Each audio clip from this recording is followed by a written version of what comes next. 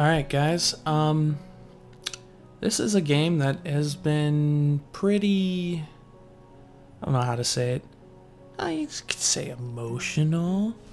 You get that feeling when, you play through something or you read an anime or a manga and you get so into it and the ending just happens and you just goof. You tank. So, for the past, I'd say week or so, I've been playing this game.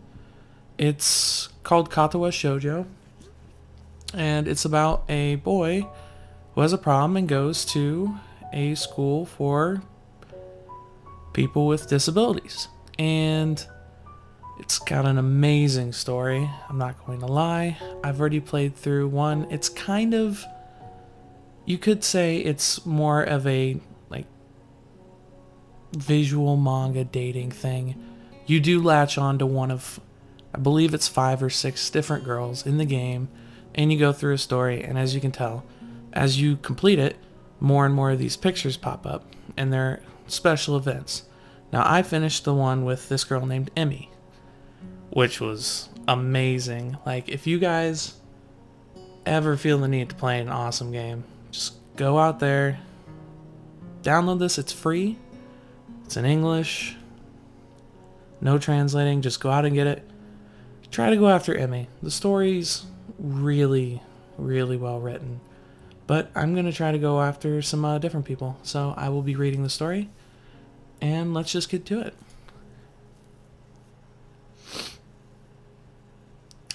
Snowing. A light breeze causes the naked branches overhead to rattle like wooden wind chimes. This is a popular retreat for couples in the summer. The deciduous trees provide a beautiful green canopy, far out of sight of teachers and fellow students. But now, in late winter, it feels like I'm standing under a pile of kindling. I breathe into my cupped hands and rub them together furiously to prevent them from numbing in this cold. Just how long am I expected to wait out here anyway? I'm sure the note said 4 o'clock. 4 p.m. Ah, yes. The note slipped between the pages of my math book while I wasn't looking. As far as cliches go, I'm more a fan of the letter in the locker, but at least this way shows a bit of initiative. As I ponder the meaning of the note, the snowfall gradually thickens. The snowflakes silently falling from the white painted sky are the only sign of time passing in this stagnant world. Their slow descent upon the frozen forest makes it seem like time is slowed to a crawl. Rustling in the background. The rustling of dry snow underfoot startles me, interrupting the quiet mood. Someone is approaching me from behind. Hisao? You came? A hesitating, barely audible question. However, I recognize the owner of that dainty voice instantly. I feel my heart skip a beat. It's a voice I've listened to hundreds of times, but never as more than an eavesdropper to a conversation. That's just kind of creeper status. I turn to face this voice, the voice of my dreams, and my heart begins to race.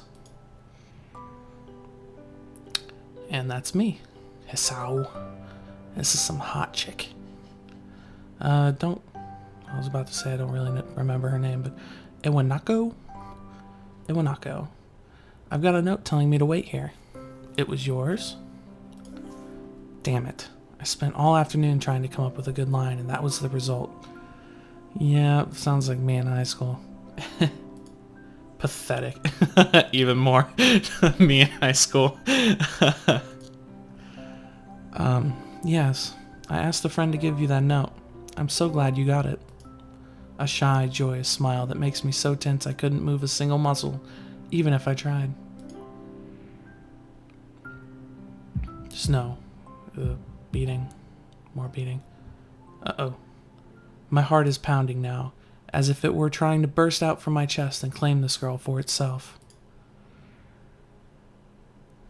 He's having a panic attack. I just know it.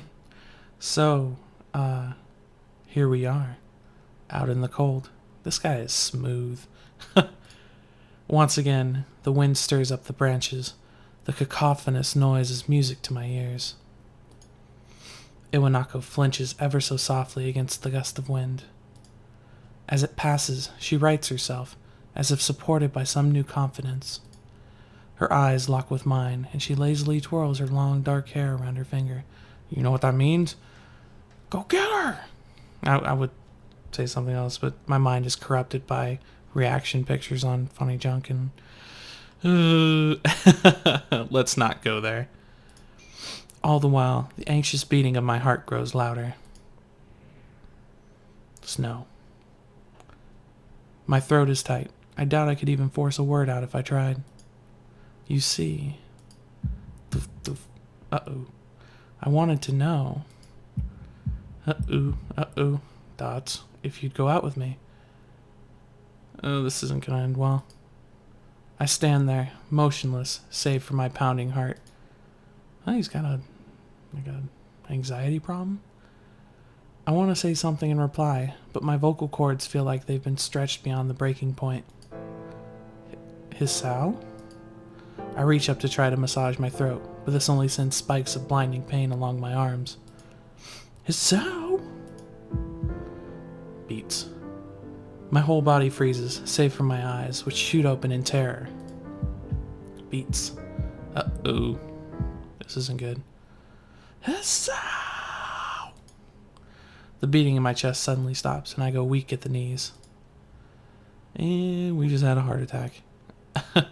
The world around me, the canopy of bare branches, the dull winter sky, Iwanako running towards me, all these fade to black. The last things I remember before slipping away are the sounds of Iwanako screaming for help and the incessant clatter of the branches above. Fade away.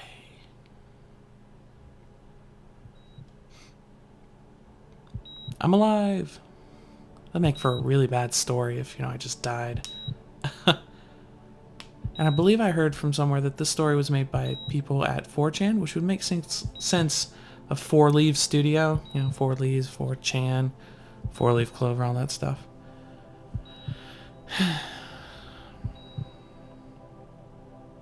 It seems I'm in a hospital. And to those of you wondering why I said I've already played the first story, I'm not new to what's happening right now, but even from the very beginning, as I click different choices from what I did last time, as I try to gravitate towards a new storyline, a new girl in the story, everything afterwards becomes different because every scene afterwards is changed and interlocks with a different story. If that makes sense enough for you. I don't know, kind of confusing the first time I thought of it. But, I'm just stupid. But, let's get to some storyline. Woo! It's been 4 months since my heart attack. In that whole time, I can probably count the times I've left this hospital room unsupervised on one hand. It's not very many. 4 months is a pretty long time when you're left alone with your thoughts, so I've had plenty of time to come to terms with my situation. Arrhythmia? I'm gonna go with that. Arrhythmia. A strange word. A foreign, alien one. And you got that right. One that you don't want to be in the same room with. A rare condition. It causes the heart to act erratically and occasionally beat way too fast. It can be fatal. Apparently I've had it for a long time. They said it was a miracle that I was able to go on so long without anything happening. And that ended when a girl asked me out, which is just kind of awkward. I'd imagine Hisao to be the manly man and try to go out with her. Is that really a miracle? I guess it was supposed to make me feel better, more appreciative of my life. It really didn't do anything to cheer me up. My parents, I think, were hit harder by the news than I was. They practically had 2 hemorrhages apiece. Pleasant thought. Ugh. I had already had a full day by then to digest everything. To them, it was all fresh. They were even willing to sell our house in order to pay for a cure. At least my parents care. That's always nice. Of course, there isn't a cure. And that's depressing. Because of the late discovery of this condition, I've had to stay at the hospital to recuperate from the treatments. When I was first admitted, it felt as if I was missed. For about a week, my room in the ward was full of flowers, balloons, and cards. But the visitors soon dwindled, and all the get-well gifts began trickling down to nothing shortly after. I realized that the only reason I had gotten so many cards and flowers was because sending me their sympathy had been turned into a class project. And that's where you're like, man, they only did it because they had to. And you're like, I'm even more depressed now. Maybe some people were genuinely concerned, but I doubt it. Even in the beginning, I barely had visitors. By the end of the first month, only my parents came by on a regular basis. Iwanaka was the last to stop visiting. After 6 weeks, I never saw her again. We never had much to talk about when she visited anyway. That's disappointing. Get asked out, have a heart attack, go to the hospital, and you still don't get the girl. We didn't touch the subject that was between us on that snowy day ever again. The hospital? It's not really a place I'd like to live in. The doctors and nurses feel so impersonal and faceless. I guess it's because they are in a hurry and they have a million other patients waiting for them, but it makes me feel uncomfortable. For the first month or so, I asked the head cardiologist every time I saw him for a rough estimate of when I'd be able to leave. He never answered anything in a straightforward way, but told me to wait and see if the treatment and surgeries worked. So I idly observed the scar that those surgeries had left on my chest slowly change its appearance over time, thinking of it as some kind of an omen. I still ask the head cardiologist about leaving, but my expectations are low enough now that I'm not disappointed anymore when I don't get a reply. The way he shuffles around the answer shows that there is at least some hope. At some point I stopped watching TV. I don't know why. I just did.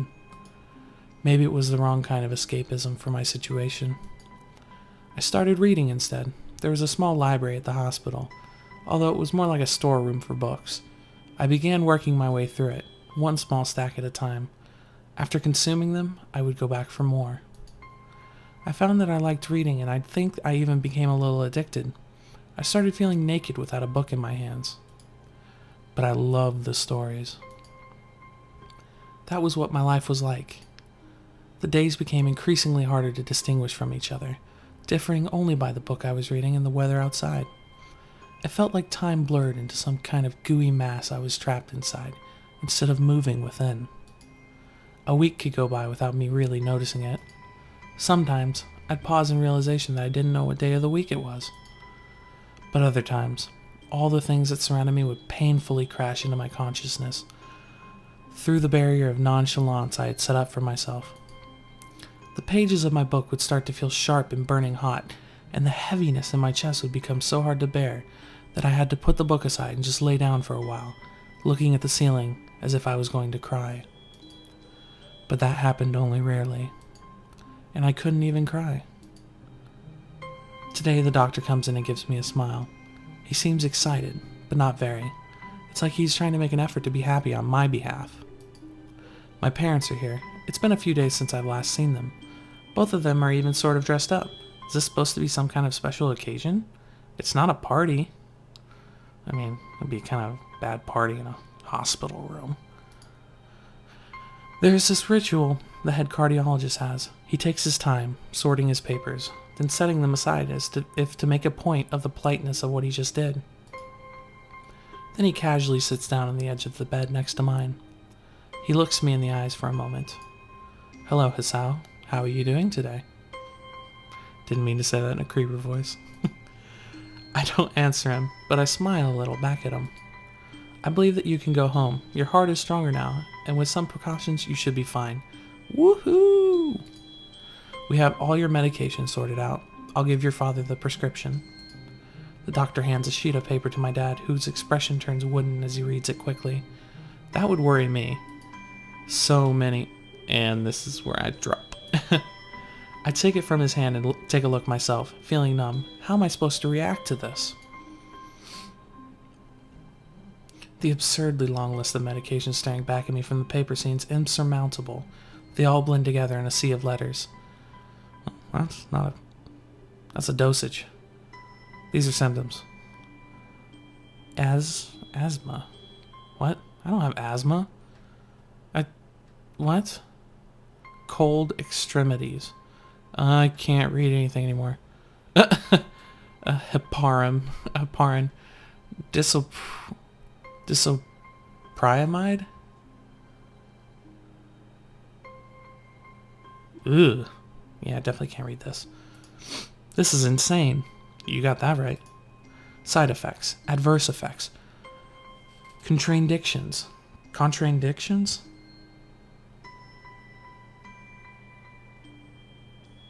Contraindications.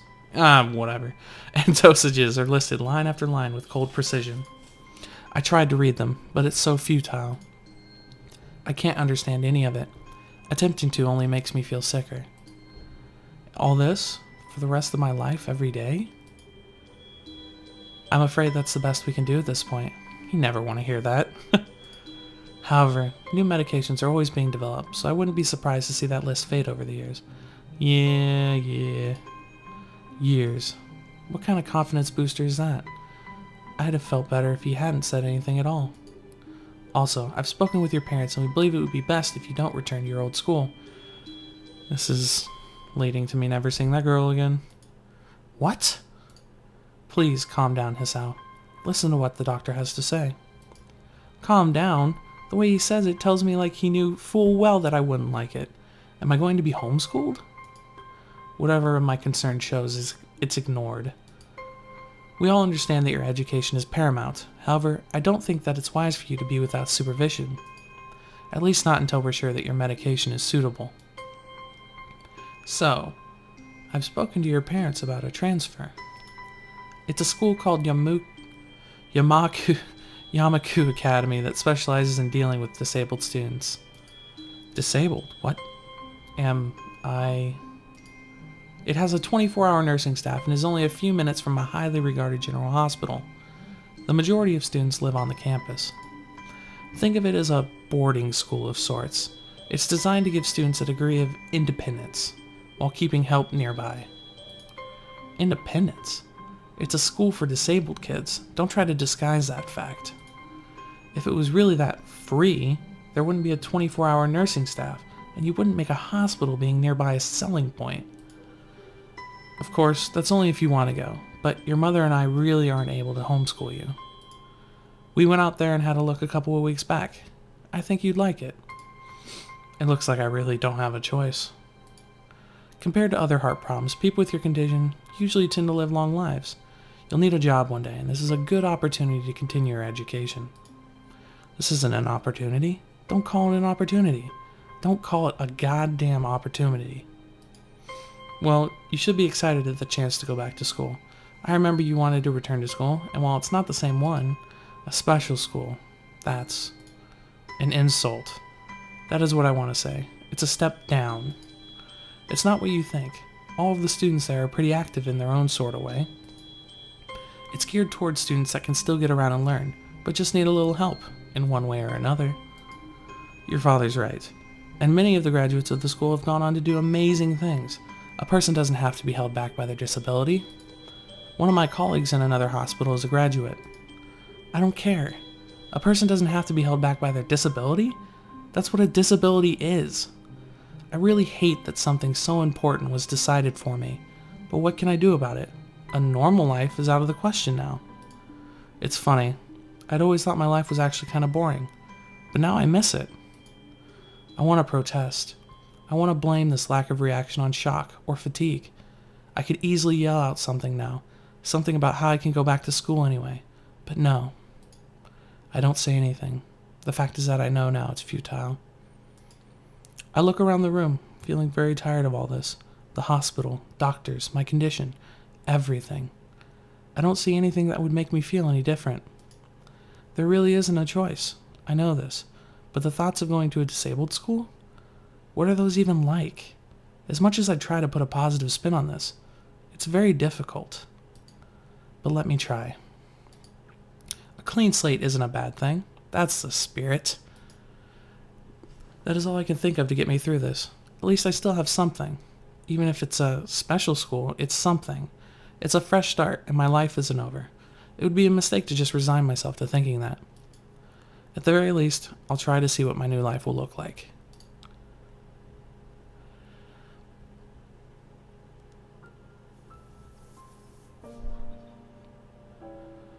That's me with my broken heart, all fixed up.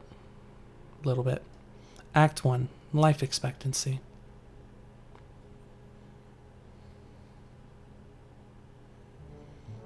The gate looked far too pompous for what it was. That's a pretty big gate. In fact, gates in general seem to do that, but this one especially so.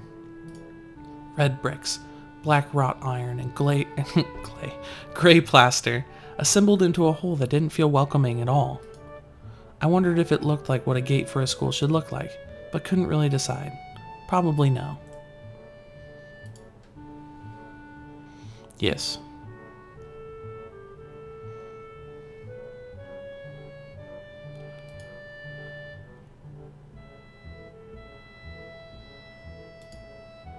So, not gonna mess with that anymore. I'm gonna have to cover that up. Go me. Alright. And just to make sure it's there. Yes, there are adult themes to this. And you can choose to turn them off. I'm not going to. I'm just gonna probably put something on top of it for all you people that, you know, wanna miss out on the whole story. Blah, blah, blah. I thoroughly enjoyed it. And coming from a guy, people go, oh yeah, that's expected. But the game, thoroughly enjoying. It felt rewarding when I got to that point. You know, if in a kind of sick kind of way, it was rewarding.